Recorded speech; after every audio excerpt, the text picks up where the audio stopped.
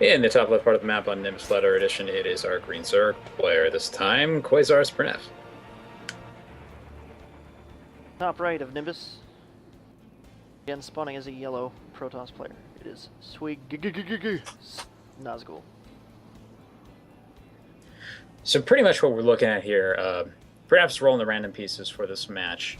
Zerg, I'd say probably the race that Printf gets least practice with. So kind of what I'm expecting him to have the least kind of ability to play against Nazgul with it. But still, you know, that's not really a defining factor. It's going to come down probably to how well Nazgul holds off certain types of 1 or 2 base play, because that typically, when you don't have a lot of practice with the race, that's really the only thing you can do. Right. Try and macro, but it's tough. Well, I can safely say that anytime I, Terran or Zerg, it's always an early rush.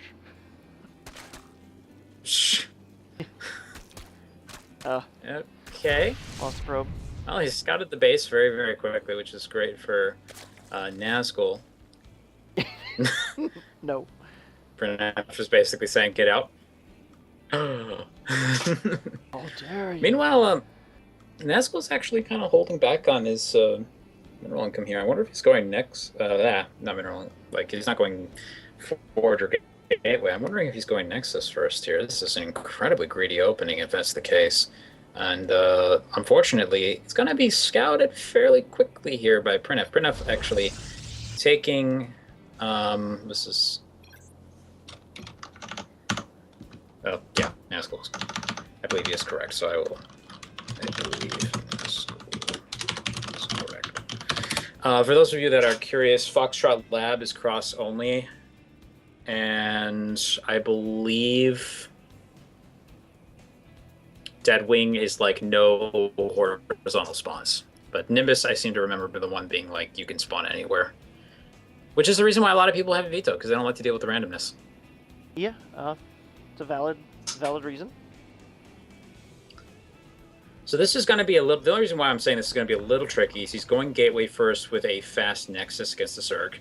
And what this is going to mean is that he's going to have to use units to hold off just even a simple 2 or 4 Zerglings at the beginning of the game, which I would not be surprised to see that coming across the base, coming across this base pretty quickly. Pilot's just about to finish. On the plus side, he can get this wall off done pretty quick. So if he can deal with any initial attacks, totally fine. He'll be okay. So far, it doesn't look like Printf actually wants to do that, though, opting to build more workers and queens, getting his economy up a little bit quicker. Taking an interesting position for his natural, actually. I might ask him as to why he has chosen the typical 3rd location as the natural for his base. But I suppose on the one hand, perhaps it's a little bit easier to connect with creep.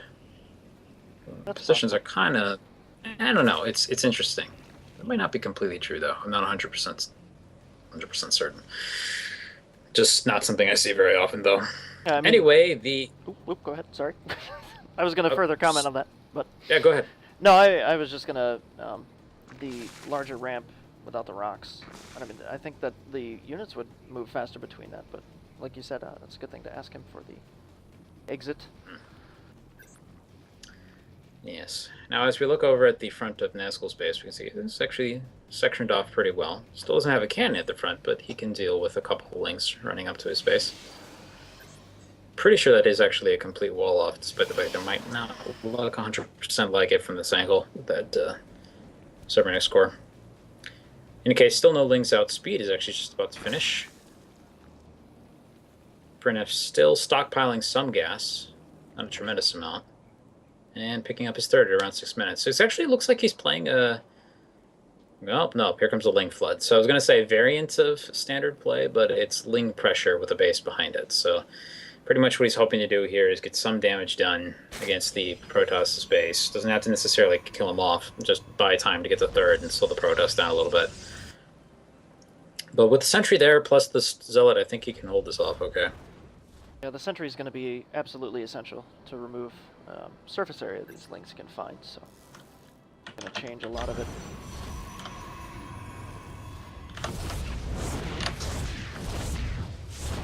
Mothership Core too. Yeah, Mothership Core actually really adds quite a bit of defensive value to this position as well. Probe runs out, sees the Lings coming up to the base. So far, it looks as if the Zealot's more or less in the right position. And yeah, decently placed force field. Lings trying to do what they can. Going to actually lose a couple to the Mothership Core more than likely here. Looks like he wants to focus down the Cybernetics Core before the upgrade finishes. It's not going to happen. He can get it, though, if he keeps pushing like this. Interesting use of Time Warp in this position. He may actually want to start building buildings in the back of this, though there aren't more Lings coming out, so if he can kill them before he does too much more damage, is he going to make it in time? 10 health, 6 health, 2! Wow! Survives. Blood Really everywhere. needs a couple more sentries, because here comes 8 more Lings, and this is exactly what I would do. It's just like, that's very impressive. Your structure barely survived. Time for me to kill it. Oh man, he's skirting pretty right on the edge. The thing is, there. that is his cybernetics course, so that's also going to prevent him from warping in Stalkers. Death Saber. How close? Don't tell him. No. Don't tell him. Don't say. Shh. Secret. No. With Stu. Shit. Jerk. Of course, with the shields coming back up now, it's still quite a bit higher than that. I think he was considering running over, but it looks like he might not do it. Maybe. Yeah, he's just positioning forward. So, unfortunately, that wasn't really all that worth it for Printf, actually. He didn't get a ton done. He didn't really damage the Protoss economy or anything, and didn't take out the Cybernetics Core either, which he really threw all of his eggs into one basket there. Didn't really accomplish that. Now, I don't really like necessarily the fact that how far Nazgul's actually moving his army out. And this is a huge gateway push that we have planned here. How many is that? 8? Eesh. So it's it's a 2-base version of 4-gate with a with the +2 upgrade on the back of it. And he's just going to warp in units and go for the attack. It's 9, actually. It's 9? Oh, maybe not. 7 Okay. warp gates, 2 gate. Well, yeah, it's 9. That is going to be a little hard to support, but I guess he can do it. And unfortunately, Printf is actually supply blocked at the moment to the fact that Overlord was killed. He's throwing down a few Spine Crawlers now, and he's got 8 more Overlords coming out. So he will get himself on supply blocked a little bit. As you can see, though, not quite as efficient on the macros. We've seen him in a lot of other games, just climbing quickly in the mineral count until his Zerg's not quite as good as his Protoss and his Terran. But getting ready here. Here comes the Blinken, being very, very selective with the Blinken. 3 Stalkers moving up to the high ground here, going to attack the base from the back. Interesting. So this is interesting too, especially because the count of Zerglings is not really quite enough to actually beat all of that. He's going to fall to the back here. He's got a Time Warp that he can use. He's going to go for that instead of the Recall. Unfortunately, he can't really warp in more Stalkers up there as they die just because the ground's kind of covered, but he's going to kill all the Lings. 50 more Lings coming out. I did not know that was blinkable, says Printf. And that's a lot of Lings. Here they come. Wondering if he's going to wait. Is he going to wait for the... is blinking him back kind of trying to... No. Yeah, okay. This is not necessarily all that cleanly done for our Protoss player. He's got a few more Stalkers actually moving out into the map, trying to fight out by the creep. By the way, this is actually one of those times where you probably want to use the blink train technique, where you anybody who's played the StarCraft Master arcade map will know about that. You can, but we'll talk about that a little bit more in a second. We have a good force field going down, preventing most of the Stalkers from being surrounded. Keeps the sentries alive, and using blink to try and keep the Stalkers alive as long as he can, and he takes out the entire Link force. We have 14 Mutalisks coming out there. This is not quite enough to really be able to deal with that many Stalkers, I think, but it's pretty close. He's checking down here for base, or is he just going around the perceived defenses? Yes, he is going around. Okay. This is gonna be tough. He's gonna lose a Mothership Core for sure. There's no way that gets away. It does not work on here.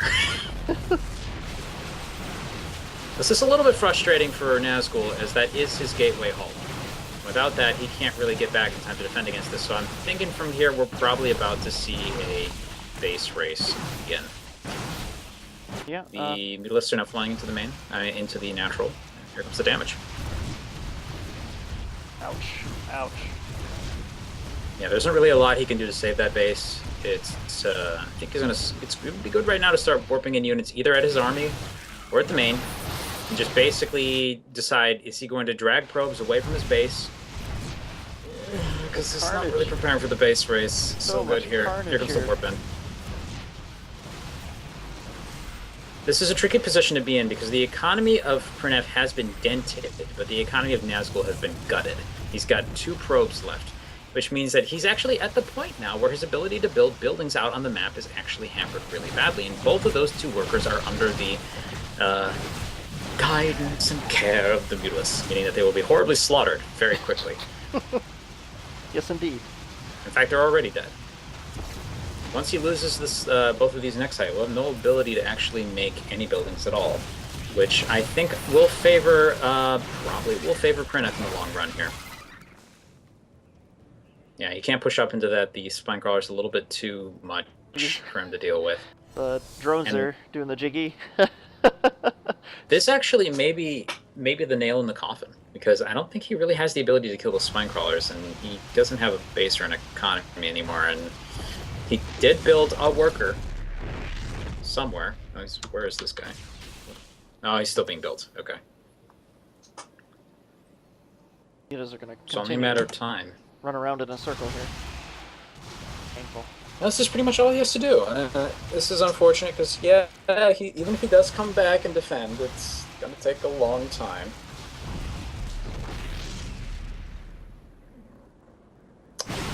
Ooh, nice blink forward. Gets 1 Mutalisk. Now at this point, Printf can just go home. He doesn't have to do anything anymore. Right. Just build more Mutalisks and get stronger. Oh, this is not the place to be! This is not the place to be, but Nazgul's not paying attention, so it's okay. Oh, man. Oh, man. Missed opportunity there, but...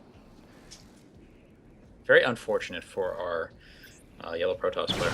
Now, naturally, he doesn't want to just leave this game just yet. I mean, if he loses this, the series is over, so I can understand, you know, he's got an army left. He wants to go down with honor, so to speak. He doesn't want to just GG out all this attacking units still alive.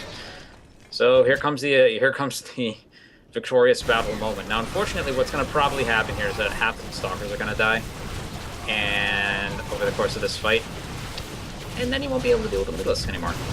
Which, by the way, I've discovered his other Nexus and are killing it. Nope. Oh, there it goes. Oh, man. Yeah, you don't want to try and base trade with spine crawlers. No ability to reinforce this army, unfortunately, does mean that that's game. And the series goes to Printf.